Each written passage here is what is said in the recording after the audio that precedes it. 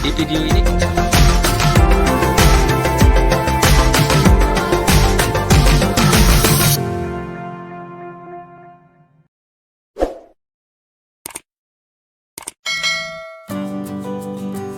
ini kita akan belajar mengenai materi fluidostatis dengan pokok bahasan, yaitu hukum pokok hidrostatika. Nah, seperti apa materinya? Mari kita pelajari bersama-sama. Nah, ini adalah untuk menguji pengetahuan awal kalian sebelum kita belajar mengenai hukum pokok hidrostatika. Nah, perhatikan gambar di atas ini. Ini ada gambar A, B, C, D, E, yaitu wadah masing-masing yang bentuknya berbeda yang memiliki cairan yang sama. Nah, pertanyaannya, manakah yang menghasilkan tekanan paling besar? Nah, untuk bisa menjawab pertanyaan ini, kita harus mempelajari dulu hukum pokok hidrostatika.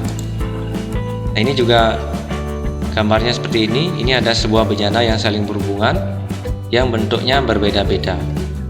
Nah, perhatikan titik A, titik B, titik C, titik D ini adalah yang memiliki ketinggian yang sama. Nah, bagaimana bunyi hukum pokok hidrostatika? Nah, bunyinya seperti ini.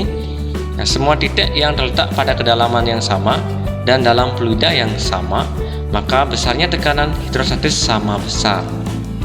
Berarti tekanan di titik A, titik B, titik C, titik D ini adalah memiliki tekanan yang sama karena kedalamannya sama dan juga fluidanya sama.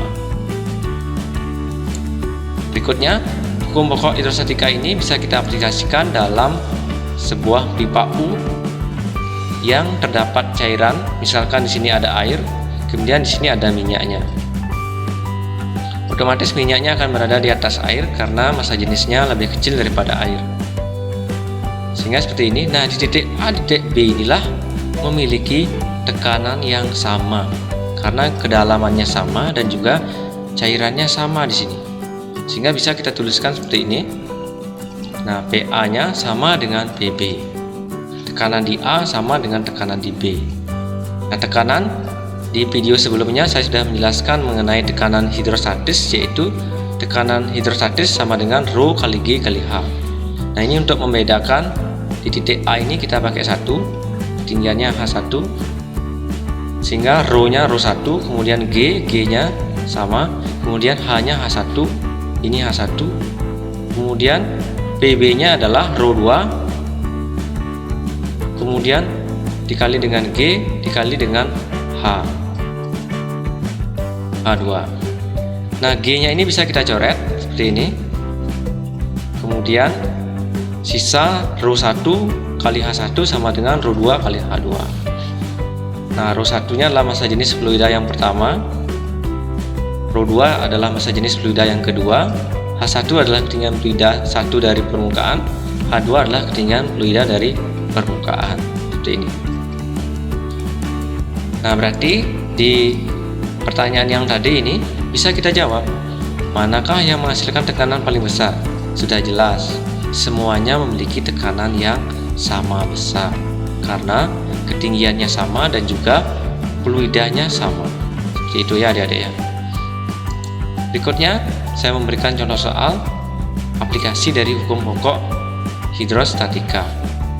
Nah, pipa U pada gambar di bawah ini digunakan untuk mengetahui massa jenis minyak. Jika beda tinggi kolom minyak dan air adalah 2 cm, ini tinggi kolom minyak dan air adalah 2 cm, kemudian massa jenis air adalah 1000 kg meter kubik, maka massa jenis minyak adalah. Nah, kita gunakan persamaan tadi, yaitu P air sama dengan P minyak. Nah, P airnya di sini, P minyaknya di sini.